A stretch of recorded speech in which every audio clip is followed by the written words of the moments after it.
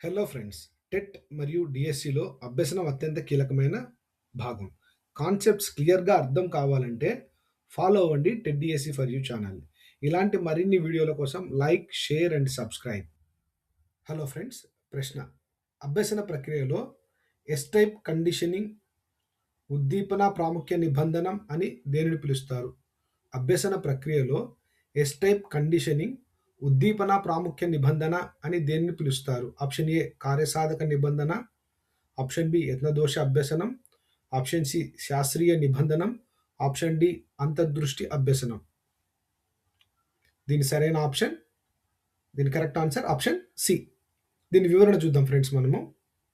Option A కార్యసాధక నిబంధనాన్ని Skinner ప్రతిపాదించాడు. దీన్ని are type conditioning అంటారు.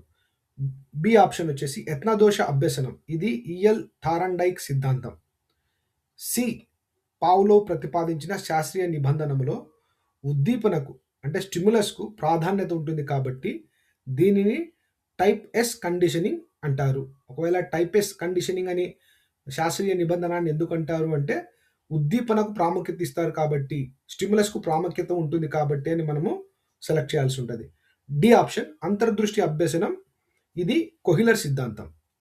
ఫ్రెండ్స్, మన టెట్ డిఎస్సి ఫర్ యూ ఛానల్ను సపోర్ట్ చేయండి, సబ్స్క్రైబ్ చేయండి, లైక్ చేయండి, షేర్ చేయండి. Thank you friends. Thank you one and all.